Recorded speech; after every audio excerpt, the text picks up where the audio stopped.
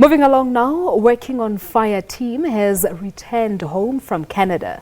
The 45-member team spent almost 30 days in the province of Alberta in Western Canada, assisting in combating the huge Chuckegg fire, which has burned over 340,000 hectares, displacing thousands. Now for an update, I have in studio with me Trevor Abrahams. He is the Managing Director for Working on Fire, and he led the team of firefighters in Canada. Good afternoon, and I suppose welcome back home. Good afternoon, thank you. So you only came back this afternoon, this morning? We came back this morning, yeah. This is actually our third time we've been out in Canada. Okay. It's actually part of an intergovernment cooperation agreement between Canada and South Africa. Mm-hmm.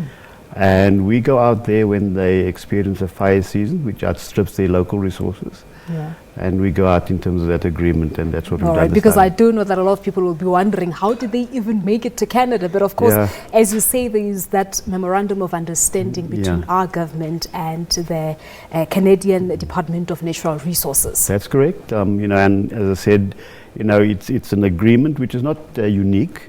Canada draws on resources from Mexico, from the US, even Australia at times when their fires get out of hand there.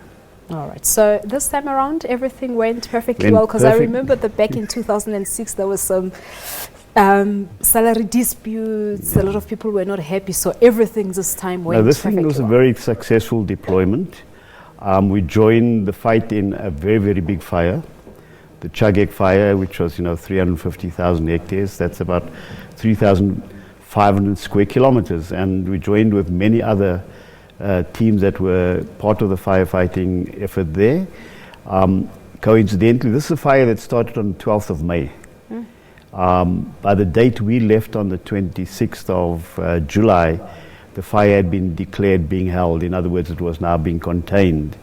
So, it's an effort that was well regarded and respected there by the Canadians, and successful in all respects. Successful indeed. But let's talk about the challenges really of having to work there. Being from South Africa, we do have such wildfires here at home. If we were to compare what we usually experience here at home and with what Canada experience. Look, what we bring, we employ the unemployed youth. We train them up into professional wildland firefighters. What we got in our favor is the fitness and the commitment of our young people, 30% of which were women. And that is actually a leader in the world. So we've got that we bring to the table, so as to say. What the Canadians have, because of the scale of their fires, is incredible organization. They got an incredible structure that operates, so we plug into a very well-oiled system. Of course, some of the aspects of the fire are quite unique. Underground fires, burning in the roots, trees that fall over because they don't have deep tap roots. So these are all new lessons that our people learned. In this particular deployment, 60% of them had experience in Canada and 40% were new to the experience there.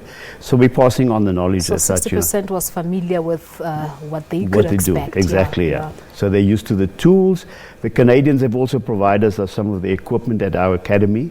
So we train them on it. So, there's a familiarity in terms of what they need to do. Because I wanted to understand how intensive is this training. Look, the training is a 25-day course that you start off with. And then you get exposed to fires under guidance of your crew leaders and stuff like that. So we get assessed in terms of your experience, But the way the system works is that you have a crew leader for every 4 firefighters. So, you have a supervisor, if you like, for 4 people, and then 4 crew leaders reporting to strike team leaders. So it's a fairly structured management system that allows a lot of experience to be brought right down to the coalface, even for those who are new to those fires in Canada. It's quite an experience for the 45 men and women who were sent over to Canada. But in terms of quantifying, perhaps in numbers, the damage that's been caused by the fires, we're talking about 340,000 hectares of land that was destroyed by the fire? Look, that's a large tract of the land. Canada is the second largest country in the world. Alberta alone is half the size of South Africa. So you get a sense of the size of the country. So this is the wilderness forest. But of course, there are communities adjacent. In fact, in this case, 7 homes were lost. Fortunately, this time around, there was no fatalities as recorded around this fire. There were evacuations. Certain areas got evacuated. The town of High Level and hamlets like Fort Vermilion, Lacrette, they were all evacuated, Keg River. So, you know, they have a very oiled system of managing the risk. You know, if smoke gets too thick there, they don't allow the firefighters to go in. So it's a very well organized system in terms of safety.